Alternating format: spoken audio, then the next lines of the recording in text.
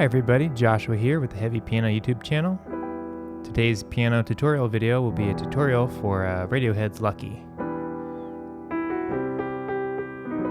This will be based on my improvised version, so I will share chords and melody and some of maybe the rhythms and some of the patterns I'm doing in my hands to kind of give you some ideas to go off of. But my ultimate goal is so you can just take the information here and make your own version at home. So there should already be a synthesia version on the channel, as well as an acoustic arrangement that's mixed with a classical piece. So you can check those out if you'd like to kind of get a frame of reference from where I'm coming from.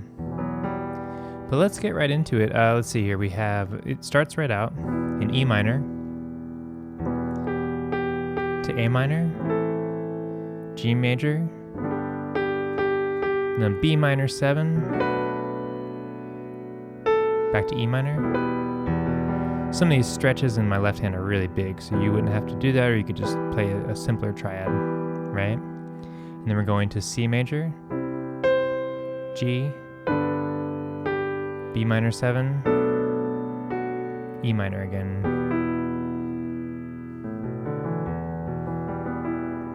Let's do that much again.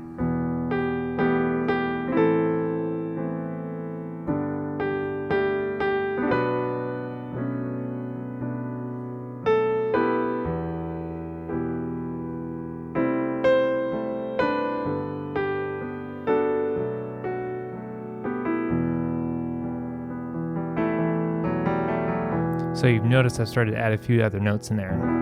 What am I adding? Let's see here. Adding that fourth in there.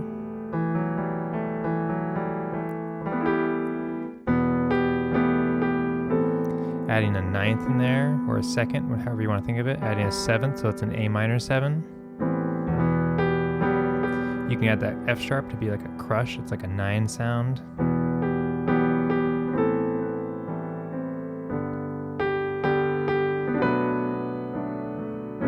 There's another crush sound you can do, the C sharp, E minor. Sometimes I'll do a roll, kind of rolling the left hand. When doing things like that, it's important to, especially if you have a smaller hand, try not to add stress. You might see this a little bit, and I'm trying to correct it in myself, in my own playing. But rather than creating these stresses and tension in your hand, each position is a comfortable position of the hand. Like the hand is most neutral and comfortable in kind of this like neutral position. So especially when you do these rolled chords, each one is kind of centering, right? Rather than like doing, like these awkward stretch shapes. And sometimes you have to do that depending on your hand. But as much as you can, try to center your notes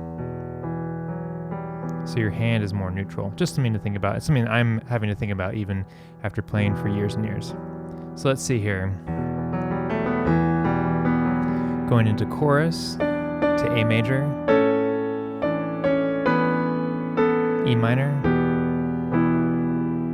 Same thing again, A major, E minor,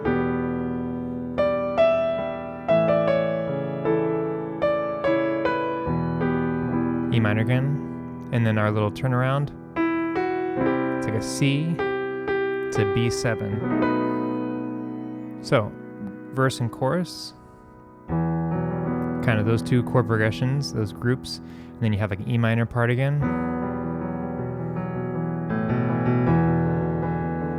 And I noticed there's like this F natural in there too, and I think I used it in my version, and it's like in the bass or something.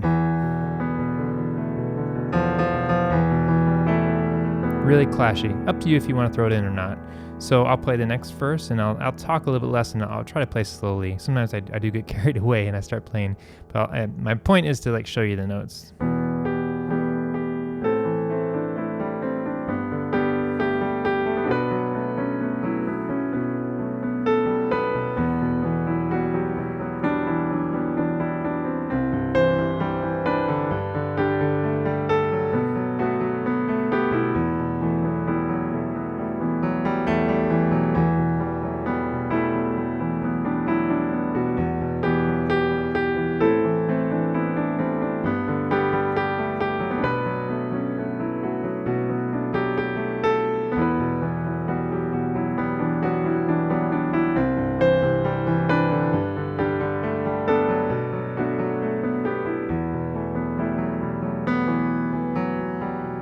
also kind of picking some notes out there to emphasize. Let me do it a little bit more.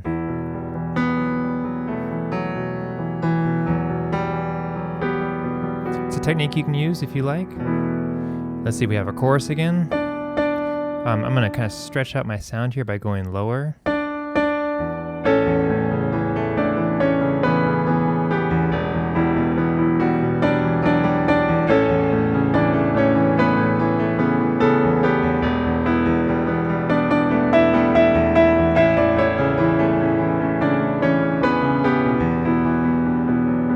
My rhythm is a little funky there. I'm kind of pushing the meter there.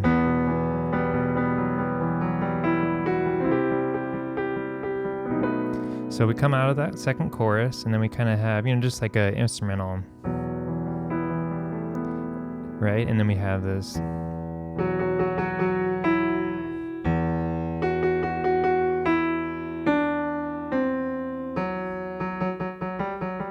And the way I played it was.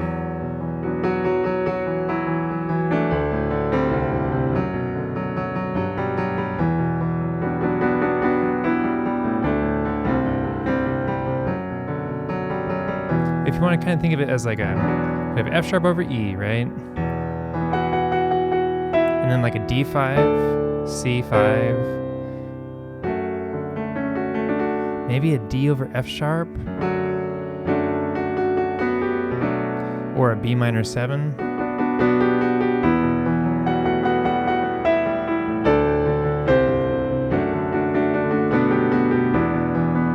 And you have big build up on E minor.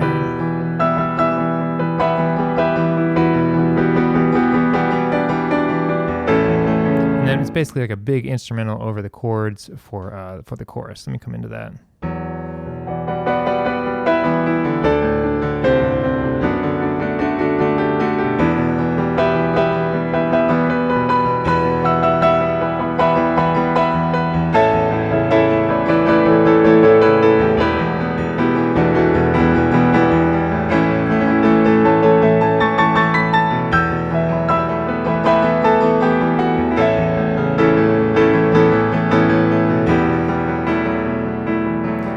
Out of it, it's real quiet.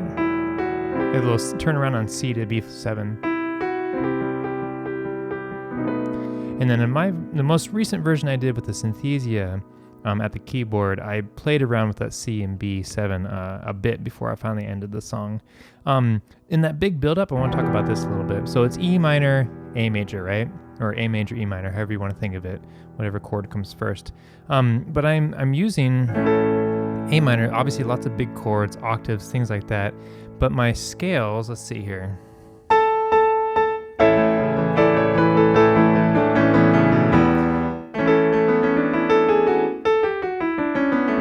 I guess I would use like an A7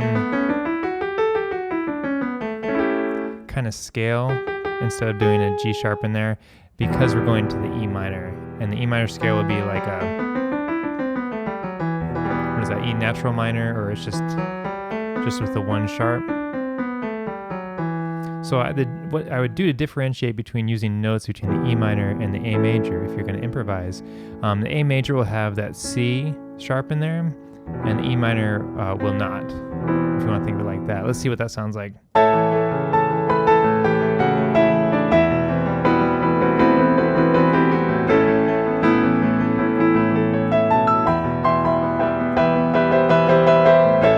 You could even play around with that improvisation, like, okay, I'm on E minor, I'm playing some kind of riff that plays off of the C natural, and then when I go to the A, I'll play the same kind of riff that plays off of C sharp.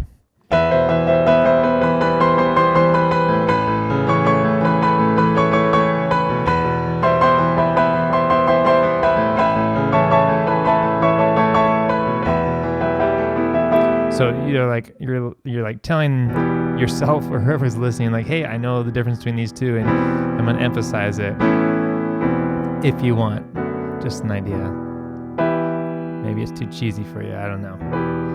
But so anyway, those are chords and melody that I'm thinking of when I'm playing this. A lot of times you'll see me do kind of like, because of the songs on OK Computer, use a lot of like background kind of like setting the vibe and setting like the vibe with like a background noise or a synth or something. Especially in electioneering, like I'm kind of like really building up the foundation for the song to start. And in this one, I just chose to kind of come right into it just the way they do it. But there is a little bit of background noise for this song for Lucky. But what I did is I just started it.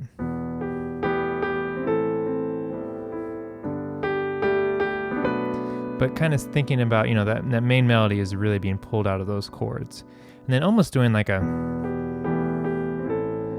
just like root chord in the left hand a little bit. Maybe not too plodding, but something to kind of set the tempo. And then you have a right hand singing over top of this, like kind of boom, da, da. Like here's our tempo, and then here I'm singing the melody up top. And they're two different things that are working together, if that is helpful or not.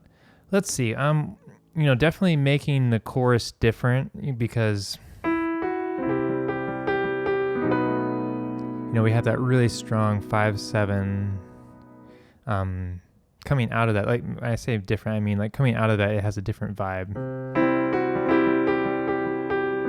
It's the only time we have that B7. Otherwise, we have a B minor 7 throughout, which has a little bit of a different tone and feeling and emphasis. It's not as strong as a turnaround to the E minor, So think about kind of like emotionally the differences between using the B major 7, or excuse me, the B7, dominant 7, and the B minor 7. Let's see here. A big thing I do is I just like sing the lyrics in my head. It's really helpful to help me kind of get the flow of everything. Especially when the melody goes in the octave.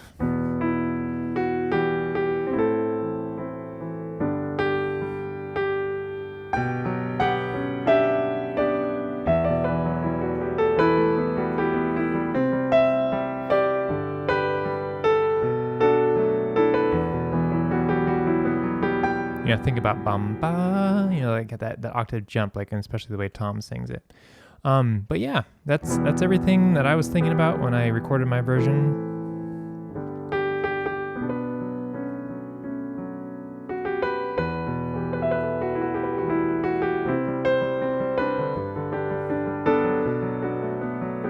You'll see me do this pattern too a lot.